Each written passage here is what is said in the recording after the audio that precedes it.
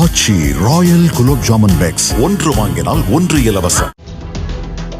திண்டுக்கல் மாவட்டம் கொடைக்கானல் மேல்மலை கிராமமான பழம்புத்தூர் மலை கிராமத்தில் வசித்து வருபவர் முத்தையா. இவருக்கு மனைவி மற்றும் 2 மகன்கள் இருந்துள்ளனர். முத்தையா தனது சொந்த நிலத்தில் விவசாயம் செய்து வாழ்க்கை நடத்தி வந்துள்ளார். இந்நிலையில் முத்தையாவின் நிலத்திற்கு அருகே இருந்தவர்களுக்கும் முத்தையா குடும்பத்தினருக்கும் நிலப்பிரச்சனை ஏற்பட்டு வந்ததாக கூறப்படுகிறது. இந்த பிரச்சனை காரணமாக சில மாதங்களுக்கு முன்பாக முத்தையாவின் மகன் ராமு பக்கத்து நிலக்காரரான பழனிசாமியை தாக்கியதாக சொல்லப்படுகிறது.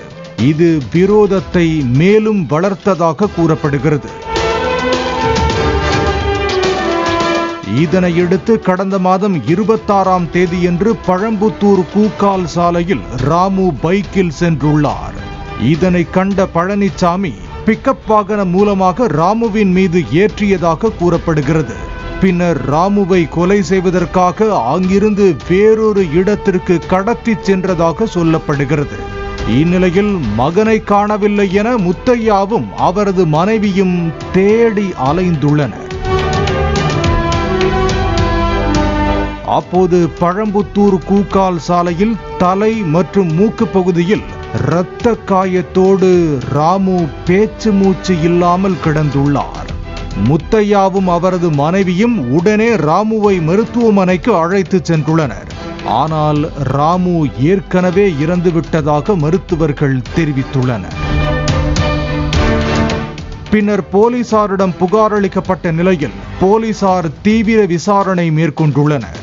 கடந்த 28ஆம் தேதியன்று பழம்புத்தூர் பகுதியைச் சேர்ந்த சிவக்குமார், பாண்டியராஜன், பழனிசாமி ஆகிய 3 பேரையும், கடந்த 29ஆம் தேதியன்று ஜெயக்குமார், கிஷோர் ஆகிய 2 பேரும் என 5 நபர்களை போலீசார் கைது செய்தனர். இதனையடுத்து சதீஷ்குமார் என்ற நபரும் கொலையில் ஈடுபட்டது போலீசாருக்கு தெரிய வந்துள்ளது. கடந்த 6ஆம் தேதியன்று பழனி பாப்பநாயக்கன்பட்டியில் சதீஷ்குமாருக்கு திருமணமான நிலையில் அன்றே போலீசார் சதீஷ்குமாரை கைது செய்தனர். திருமண நாளிலேயே புதுமாப்பிள்ளை கைதான சம்பவம் உறவினர்கள் மத்தியில் அதிர்ச்சியை ஏற்படுத்தியுள்ளது. ஆச்சி ராயல் குலோப் ஜாமுன் பேக்ஸ் ஒன்று வாங்கினால் ஒன்று இலவசம்.